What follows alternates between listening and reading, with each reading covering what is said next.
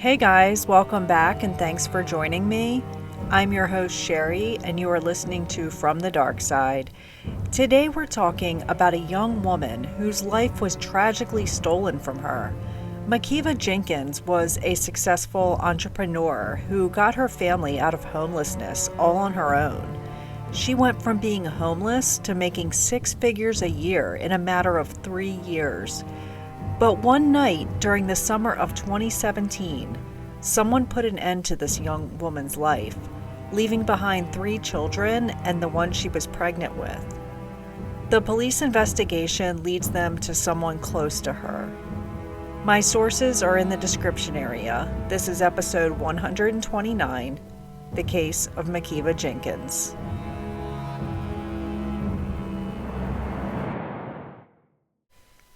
This case takes us back to 2017.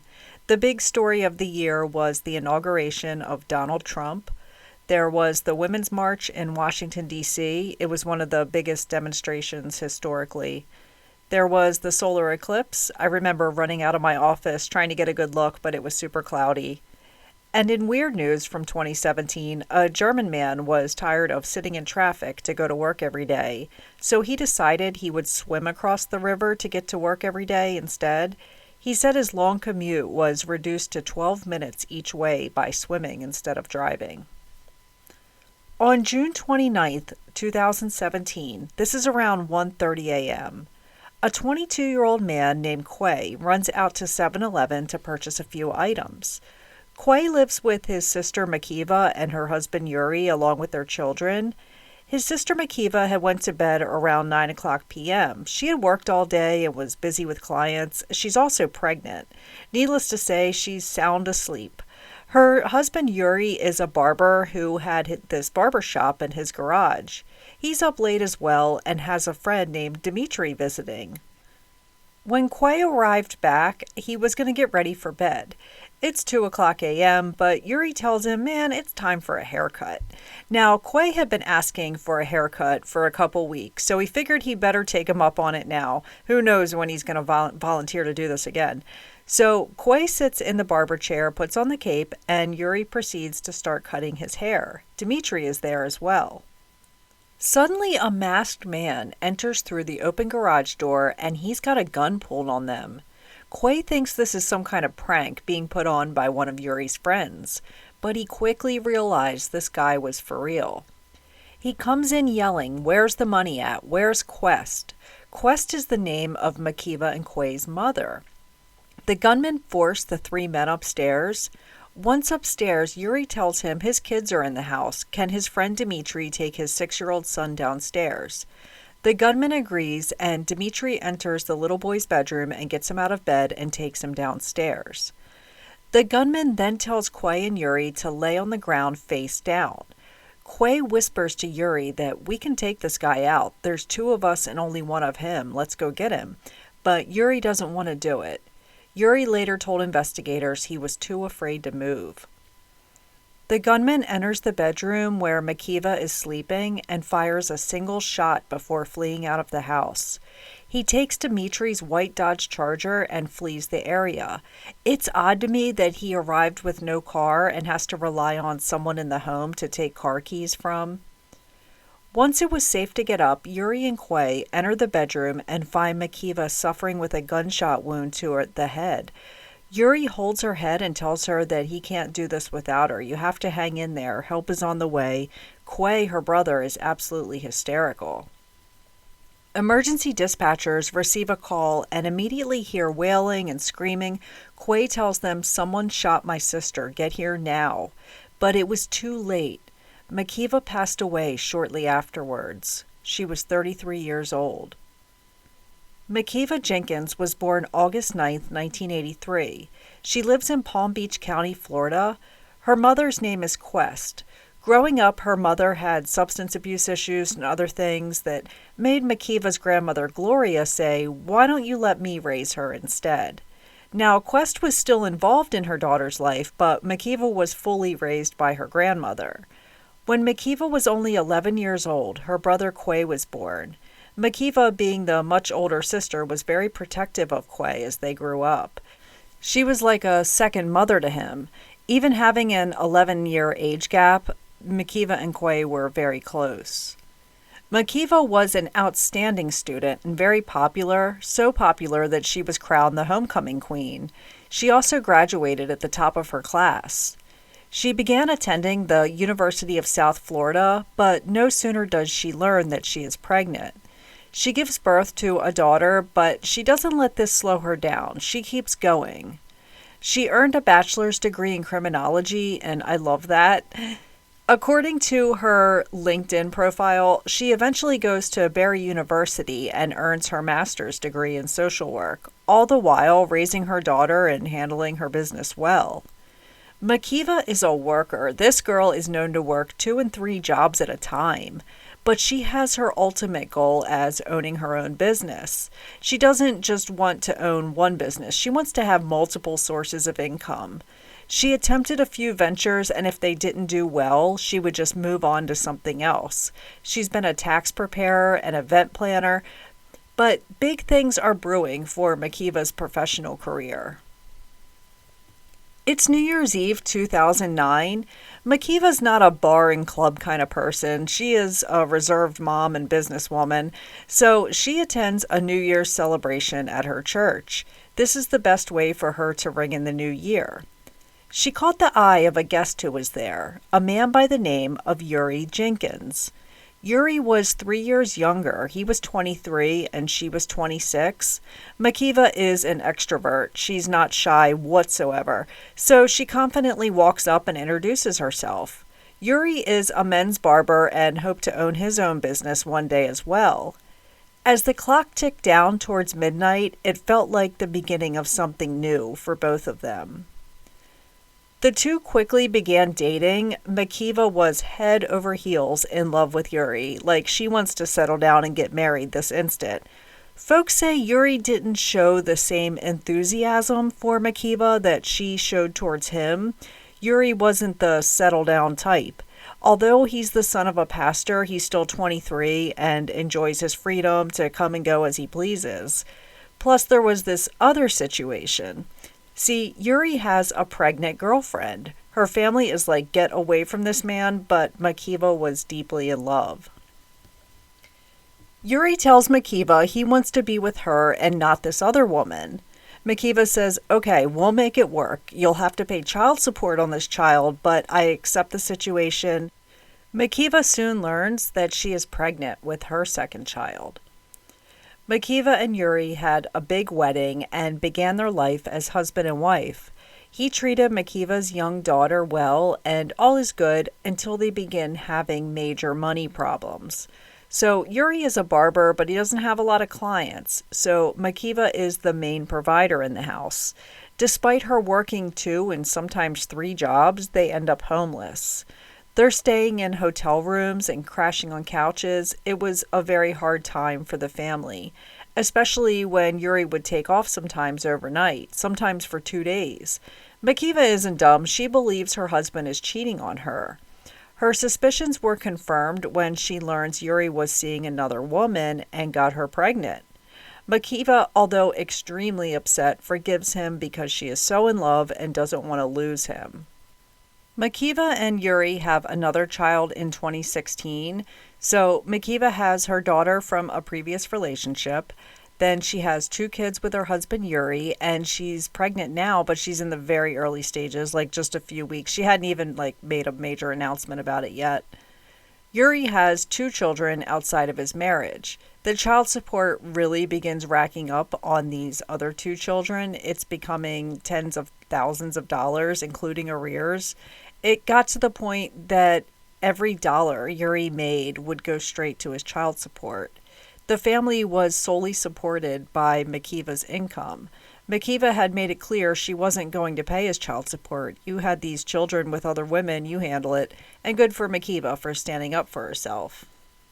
Makeva is working as a social worker for the Department of Social Services, but she still has plans to own her own business. She comes up with a business idea. She is great at writing business plans, so why not do that? She can help people who want to start their own small business by teaching and mentoring them and giving them the tools they need to succeed. I could have really used someone like Makeva when I started from the Dark Side podcast back in 2020. The first 2 years were hard. I'm doing good now, but it took a lot of work. People like Makeva help to fill that gap between a person and the start of their new business. Keep in mind, she still has her day job as a social worker. Plus, she's like doing accounting and she's doing taxes and event planning. Sometimes it was like she had 4 jobs at once. The vision Makeva has becomes a reality. She got her family out of homelessness. Makeva is now making 6 figures a year through her new business, Prime Enterprise. She has made it. Now, Makeva didn't gatekeep her success. She would tell anyone, I was homeless, now I make over $100,000 a year. Let me show you how to do it. She wanted others to succeed like she did. She was very open about it. She teaches online classes. She does live streams on her social media. She's very talkative, and after watching a bunch of her videos, I realized just how amazing this woman is. She was kind and caring, even after experiencing homelessness with children and a partner who cheats on her constantly while she's working 2 and 3 jobs to support him. To further explain what Makeva does, I'll let her tell you in her own words. Hello, everyone. My name is Makeva Jenkins. I am the business coach and strategist with the Prime Enterprise Group. I help entrepreneurs build their business through business coaching, business planning. I write business plans and also online trainings. And I do that on a day-to-day basis. Entrepreneurs come to me with an idea. I help them put it on paper and birth their vision. So I help you achieve your business goals. I'm always sending out free business tips. So if you're not already on my mailing list, go ahead and join. I know you want to live the prime life like everyone. Makeva and her husband and children move into a rental house. It's a beautiful home with 22-foot ceilings and lots of bedrooms for the kids. It's got an enormous in-ground pool. Going from being homeless to this house was a great feeling for everyone. They were even able to move Makeva's brother Quay in with them. The house has a garage that Euri converted to a barber salon. This worked out good because Euri was a stay-at-home dad and his barbershop clients could come to his house to get their hair cut. As much as he wasn't a great husband to Makeva, Euri was an excellent parent to his kids that lived with him and also to Makeva's daughter. Makeva could work 12 hours a day and Euri handled everything at the house. He packed lunches, he got the kids ready for bed, he cleaned and cooked, he helped with homework. This is the main reason why Makeva didn't want to divorce him. Financially, it made sense. If she divorced him, she'd have to find childcare for these kids and do pickups and drop-offs. In their current situation, they could come right home from school and there's no disturbance in their lives. Makeva posted in 2016, I'm having a moment right now. My husband has been there for me through my own ups and downs. Every single idea I said I had or wanted to do, he backed me, he helped me, he never shot me down and never told me what I couldn't do. He joined as my teammate. I'm looking back at all these pictures as I was telling a friend of mine how talented he is, and I want him to use the many talents God gave him, and it hit me that he has always been my #1 supporter, and I don't really recall acknowledging that. He built out my boutique, he built the shelving and clothing racks, he built the fitting rooms, he painted my logo on the wall inside and out, he helped me make invitations. We had an assembly line going on. He helped me decorate weddings and other events. He helped me make centerpieces. He gave me his input. He helped me create photo ops for the invitations. He built out my office. He did it all every time I asked him, and I probably said thank you much less than the things he has done. I appreciate my husband. He is a caring and loving man. I appreciate God saving him for me. Ultimately, Makeva wants her own house, just like this one, that she would own. But for now, she's getting her family out of debt and paying off old creditors while they rent this house. In 2017, Makeva talked about having a huge party at Christmas time. She wanted to have her whole family and all their friends over to show them that she made it. 5 days before her murder, She posted that she just bought a brand new car. She explained that last year she applied for a loan for a car and it was declined. Now she was able to get a brand new one. She told everyone how she had to pay off old debts accrued during hard times and get her credit score to go up. Now she was able to get a new car. She also showed everyone that she got a deposit for $20,000. Again, it didn't seem like this was a flex, but more of a if I can do it, so can you kind of thing. Let's get to work and get you this kind of money as well. Makeva was very active on her Facebook, and just days before her murder, she posted, I have been with my husband for 7 years, and every time I look at him, it feels like New Year's Eve 2009 when I saw him in church. I thought he was the most handsome guy I'd ever met. I love Mr. Jenkins. Did someone see that post about her $20,000 deposit and decide they wanted to murder her for this money? Because just days later, a masked man would enter her home and take her life. That night at 2 a.m., Quay begins getting his hair cut from Euri at Euri's insistence. The man enters the garage and has his gun drawn on Quay, Euri, and Euri's friend Dimitri. There are kids in this house asleep. Luckily, Makeva's older daughter was spending the night with a family member at this time. When investigators arrive on scene, Quay tells them the man in the mask sounded exactly like Euri's friend who had been at their house earlier that day. Euri denies that they are the same person, though. The man came in asking, where's the money at? He was also asking, where's Quest? Remember, Quest is Makeva's mom. When Quay got to the hospital, Quest was there waiting. Quay screams at her, what did you do? Quest was known to have run-ins with bad folks. He asked her, who do you owe money to? Quest is adamant that she doesn't know what this is about. She doesn't owe anyone anything. I don't have anything to do with this. No one is after me. Quest is street smart. She would know if someone was after her. Besides, it likely wasn't a case of mistaken identity. Why would this gunman enter Makeva's home when Quest lived in her own apartment 45 minutes away? Makeva's grandmother and the rest of her family plead on television to help find the killer who took her granddaughter's life. I just love her grandmother, and I felt so bad watching her in the media. She tells everyone, I don't have much money, but if I did, I would make sure you receive a large reward for turning him in. Quay, Dimitri, and Euri are all brought into the police station to give their statements about everything that happened that night. Quay seems to be the most distressed about everything. He told them how close he was to his sister, and to see her suffering with a gunshot wound to the head was traumatizing. Dimitri and Euri tell them everything that happened. Euri was giving a haircut to Quay, and this guy barges in with his gun drawn. He orders them upstairs, and then he shot Makeva while she slept. The detective gets pretty pissed at Euri because he learned Makeva was pregnant, and Euri never told him that.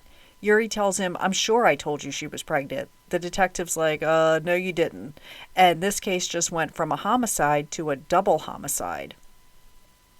Within days, Euri goes on CBS Miami and gives an interview. It was one of those things where the reporter is standing outside of his house talking to him. They report how there is still a murderer on the loose and to be alert. Euri is openly grieving. He tells the reporter how he held her in his arms and she was still alive after being shot. Euri says how she was a strong Christian woman and very successful and hardworking. He says life is going to be hard without her here. He's got all these kids to now raise alone. He says the kids are taking it hard, especially their oldest daughter. The little ones aren't so in tune to everything that's happening right now, being that they are 6 and 1. In a clip with one of the media reporting agencies, Euri says, what am I going to do when my daughter gets her menstrual cycle? I don't know how to handle this. He says he will look to his family and church for support.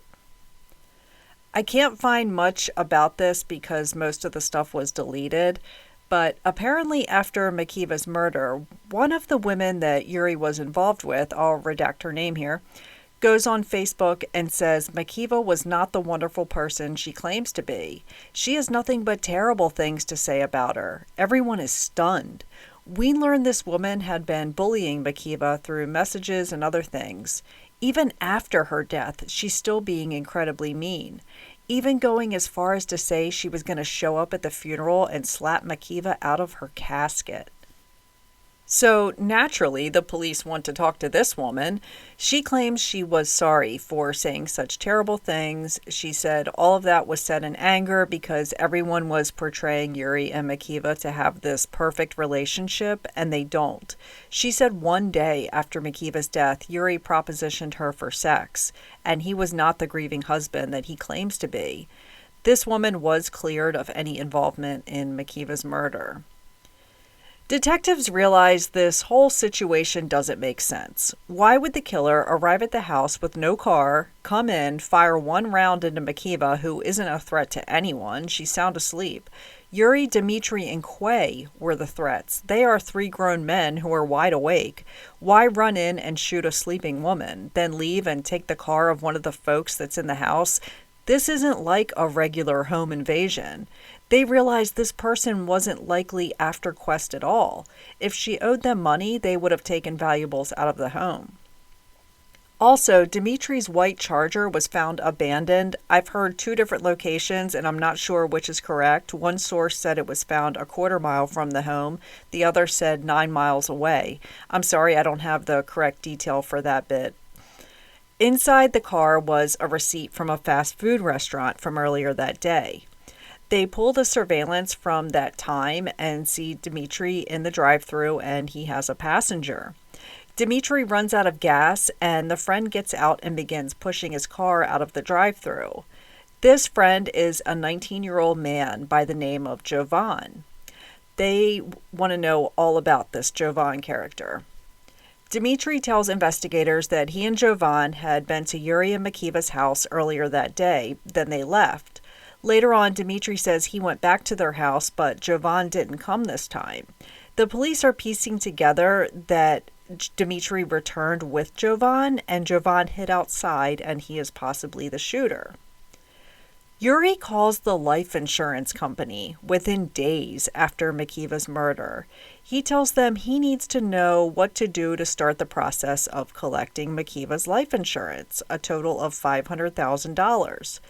The woman on the phone gives her condolences and says, "Sure, no problem, Mr. Jenkins, let's get you pulled up here." Then she says, "It doesn't look like you are listed on here." Euri asks, "What do you mean?" She says, "I can't give you any further information since you are not the beneficiary." He says, "Oh." He asks, "Well, who is the beneficiary?" And she tells him, "I can't give you that info." Euri is obviously upset at receiving this news. We learn that Makeva, being the excellent accountant that she was, had recently changed her $500,000 life insurance policy beneficiary. She took Euri off and made her sweet grandmother Gloria the beneficiary instead. Detectives are putting intense pressure on Dimitri, the friend who was visiting. They want to know why he grabbed Euri's son out of his bed and took the child downstairs and then outside, and why didn't he run to a neighbor? Why didn't he call 911? Why didn't you throw the kid in the car and leave? They continue to interrogate him until he eventually cracks. He says that Euri was looking for someone to kill his wife because he didn't love her anymore. He would collect her $500,000 life insurance payment and live the good life, and Makeva would be out of the picture. He asked Dimitri if he knew of someone. Jovan gets brought in and tells the investigators he had never met Euri before. He says Dimitri brought him there earlier that day, and Euri gave him a haircut. Jovan says he was at the hospital visiting a friend at 2:30 in the morning. How could he have been the shooter? They don't believe him, but they pull the security footage from the hospital, and he really does go to visit someone, but it's 3:15 in the morning. I don't know. I didn't know that visitors are allowed at 3:15 in the morning, but I guess in Palm Beach, Florida, they do. Plus, his cell phone pinged at Makeva's house at 2:08 in the morning, placing Jovan there at the time of the murder. Jovan and Dimitri were placed under arrest at separate times. A grand jury indicted Euri, and he was placed under arrest. As he was being led to the police car, he claimed he was innocent and that God would vindicate him. The trials were delayed because of the 2020 pandemic. The prosecutors want Euri to be charged with first-degree murder since he hired Jovan through Dmitry to kill his wife for $20,000. At one point during their trial, Makeva's brother Quay actually entered the courtroom and tried to attack Euri, who was sitting at the defense table. Officers quickly grabbed him and removed him. He was yelling, "You killed my sister." I feel for Quay because he was there. He thought he and his brother-in-law were going through this event together. And to learn that Euri had set it up is devastating. He planned it all along and knew the gunman was there to kill Makeva. This attempted attack happened right in front of the jury, which is not a good thing. Even though I'm on Quay's side and I don't blame him one bit, he really shouldn't have done that because it got him barred from attending any more hearings. There was a lot of finger-pointing between the three. Euri's defense lawyers say you can't believe a word Dmitry and Jovan say because they're not credible. Euri claims he is innocent, but the jury found him guilty of first-degree murder for arranging a hitman to kill his wife. He was sentenced to life in prison. Dmitry and Jovan, since they cooperated and testified against Euri, got way more lenient sentences. Jovan Joseph, who was the person who shot Makeva, pled guilty to second-degree murder and received 15 years in prison. Dmitry Dale, who was the liaison between Euri and Jovan, he was the middleman, he pled guilty to manslaughter and was sentenced to 15 years probation. Yes, probation. He got lucky with that one. He was told that he better not do anything wrong because if he violates his probation, he could be sentenced to 30 years in prison for Makeva's murder. So what's he do? According to reporting by the Palm Beach Post, he violated his probation. I can't find anything about if he was convicted on the probation violation. Euri had a good life. His dad was a pastor. He had parents who loved him. He had an amazing wife who worshipped the ground he walked on. He would have had a wonderful life with her. She likely would have been a millionaire by now. But he couldn't settle for that. Instead, he cheated on her and had her killed for life insurance money that he couldn't even access. I love it so much that Makeva made her grandmother the beneficiary. I listened to the call to the insurance company, and it was so satisfying to hear the lady say, "Sorry, can't talk to you. You're not the beneficiary." Makeva's final Facebook post, just hours before she was killed, featured a quote by Warren Buffett. "Writing a check separates a commitment from a conversation." She goes on to say, "Your business is your baby. Treat it right, nurture it, do good by it, and it will do good by you." My heart goes out to Makeva's family, including her children, her mom, her brother, her grandmother, all of the associates and friends she had as well. Rest in peace to Makeva Jenkins, a beautiful person who finally made it, just to have it stolen from her. Also to her unborn baby whose life was taken before it even began. That's it for this week, and I'll see you all again soon. Take care, and much love to you all.